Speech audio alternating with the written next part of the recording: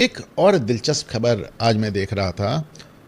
केसीआर, जो कि आपको मालूम तेलंगाना के मुख्यमंत्री थे और जिन्होंने अपनी पार्टी का नाम बदल के बीआरएस यानी भारत राष्ट्र समिति रख लिया। अजीब सा नाम है लेकिन रख लिया उन्होंने, उनके कुछ नेशनल एम्बिशंस थे।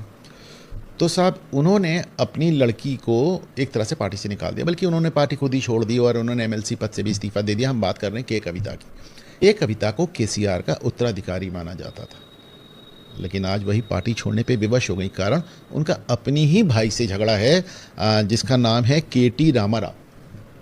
अब आप देखें, मैं आपको दिखा रहा हूँ ये केसीआर फैमिली का पूरा इनकी वंशावली आप देखें तो अभी सत्ता के लिए परिवार के अंदर झगड़ा मचा हुआ है। भाई बहन, सगे भाई बहन में झगड़ा मचा हुआ है और पिता इस समय भाई के साथ खड़ा नजर आ रहा है। तो जितनी हमारे यहाँ वंशवादी पार्टियां हैं, एक एक करके आप देखिए सब में झगड़े हो रहे हैं।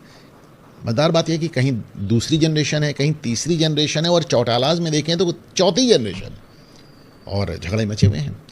आपने देखा होगा कि कैसे तेजस्वी यादव तेज प्रताप में झगड़ा मचा हुआ है और लालू यादव तेजस्वी के साथ खड़े हैं।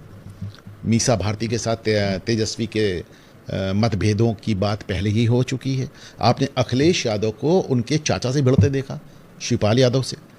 आपने बल्कि जैसे ये नायडू साहब हैं, चंद्रबाबू नायडू, आप में से तमाम लोग जिन्होंने 80 के दशक की राजनीति नहीं देखी होगी, हम लोग तो स्कूल में थे, हमने देखी। तो एनटी रामाराव साहब बहुत बड़े सितारा हुआ करते थे, फिल्मी सितारा भी थे, राजनीतिक सितारा भी थे। उन्हीं ने राजीव गांधी के हाथों, जब उस समय आंध्र प्रदेश के मुख्यमंत्री का अपमान हुआ था, तो उन्होंने इसको आंध्र प्रदेश की इज्जत का सवाल बताते हुए पार्टी बनाई थी ये तेलुगु देशम। पहले ही चुनाव जीत गए थे, प्रचंड बहुमत से जीते थे।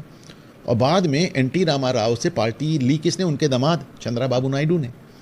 एनटी रामाराव की पत्नी भी राजनीति में आई, पर नायडू ने उनको भी परास्त किया। तो यानी आप ससुर दामाद का आपने झगड़ा देखा। ये जो स्टालिन है, इनके पिताजी करुणानिधि, इनकी तो 3 पत्नियां थी, 2 तो एक साथ लेके चलते थे। तो इनका भी आप पूरा वंशावली देख लें, इसमें तो ज़बरदस्त झगड़ा हुआ। स्टालिन के भाई अलागिरी और बहन कनिमोई, इन सब से कितना ज़बरदस्त झगड़ा आपने देखा। पूरे परिवार में झगड़ा मचा हुआ था, लेकिन करुणानिधि फर्मली, मजबूती के साथ अपने बेटे स्टालिन के साथ खड़े रहे। अब स्टालिन अपने पुत्र उदयनिधि स्टालिन को आगे लेकर आए हैं।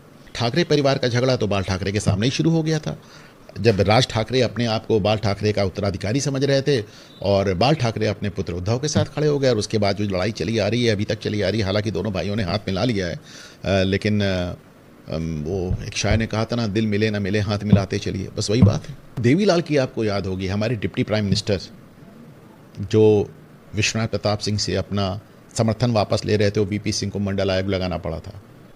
वो डिप्टी प्राइम मिनिस्टर जो फ़ोन करके इंडियन एक्सप्रेस के एडिटर को माँ बहन की गालियाँ देते थे और अरुण शौरी जैसा एडिटर उनको छाप भी देता था। तो साहब उनके तो खानदान में चौथी पुश्त आ गई।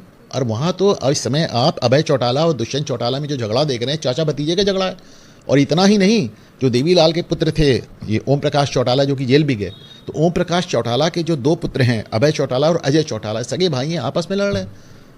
तो ये बड़ी एक अजीब सी बात नज़र आ रही है कि जितने वंशवादी राजनीतिक परिवार हैं, सब में आपस में सत्ता को लेकर गदर मचा हुआ है।